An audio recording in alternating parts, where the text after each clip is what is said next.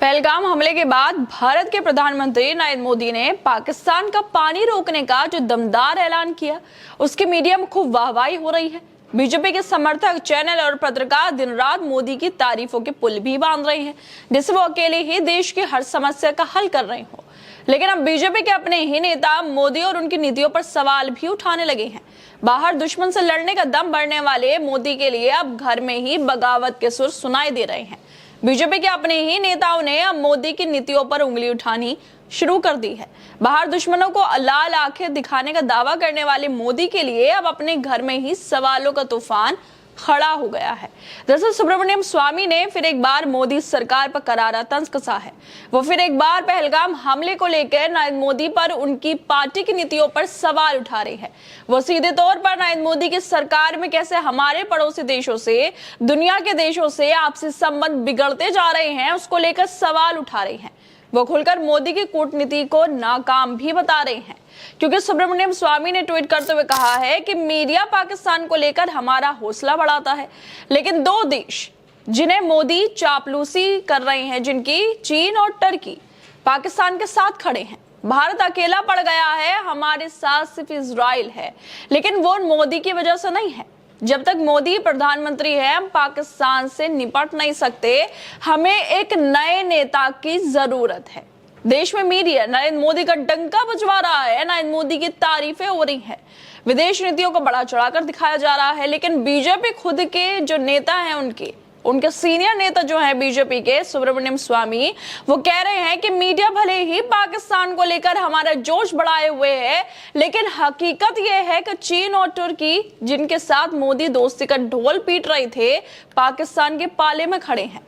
भारत आज अंतर्राष्ट्रीय मंच पर अकेला है और इजराइल ही एकमात्र दोस्त है, वो भी मोदी की मेहरबानी से नहीं है। उनका ये दावा है कि मोदी के रहते पाकिस्तान से निपटना नामुमकिन है और देश को नया नेता चाहिए। स्वामी के दावा सीधे सीधे बीजेपी की विदेश नीति पर चोट करता है, क्योंकि वो खुलकर मोदी की कूटनीति को नाकाम बता रहे हैं, बीजेपी नेतृत्व को कटघरे में खड़ा कर रहे हैं। ये पहली बार नहीं है जब स्वामी ने मोदी को लेकर ऐसा बयान दिया हो या ट्वीट किया हो। उन्हें जब भी बीजेपी की नीतियों पर सवाल खड़े करने का मौका मिलता है, वो इसको लेकर हमेशा ट्वीट करते रहते हैं।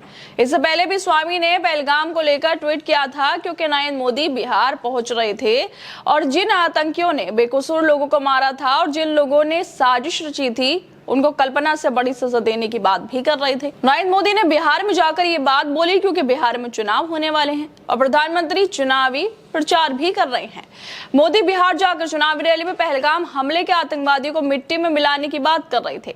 नरेंद्र मोदी के बिहार जाने और चुनावी रैली को संबोधित करने के बाद उनके खुद की पार्टी के नेता जो थे और उनके आलोचक सुब्रमण्यम स्वामी को ये बात भी उनकी पसंद नहीं आई थी, इसलिए उन्होंने ट्वीट कर दिया था। और वो भी नरेंद्र मोदी से यही सवाल कर रहे थे कि आतंकी हमला पहलगाम में हुआ तो बिहार जाने की क्या जरूरत थी, क्यों लोगों के दुख को नहीं बांटा गया। सुब्रमण्यम स्वामी ने ट्वीट करते हुए लिखा था कि मोदी कुछ नहीं करेंगे, बिहार में भाषण देने के बजाय उन्हें कश्मीर जाना चाहिए था।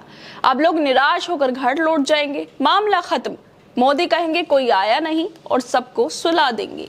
लोग तो निराश होकर शायद घर लौट जाए या लोग घर लौट भी चुके हैं, अपनों को खोने के बाद इंसाफ की आस में बैठे हुए हैं। लेकिन लोगों की निराशा, आंसू बीजेपी पर सवाल जरूर खड़े करती है कि जब देश में पुलवामा के बाद इतना बड़ा हमला हुआ तो देश के प्रधानमंत्री नरेंद्र मोदी क्या कर रहे थे। बीजेपी जो राष्ट्रवाद का नारा देती फिरती है, लेकिन प्रधानमंत्री बिहार में रैलियां कर रहे थे और बीजेपी के नेता एक दूसरे पर आरोप लगा रहे थे। इस घटना ने जो पहलगाम में हुआ पूरे देश को हिलाकर रख दिया है, लेकिन फिर भी बीजेपी के नेताओं की अपनी नाकामियों को दूसरे पर डालने की बयानबाजी रुक नहीं रही है। वो लगातार कांग्रेस को लेकर आरोप लगा रही हैं, लेकिन अब तो बीजेपी के वरिष्ठ नेता ही इन सब नाकामियों का ठिकरा किसी और पर फोड़ने वाले नेता और नरेंद्र मोदी पर सवाल ही उठा रहे हैं और कह रहे हैं कि जो विश्व गुरु बनने वाले हैं, उनके साथ कोई भी देश खड़ा नहीं हो रहा है।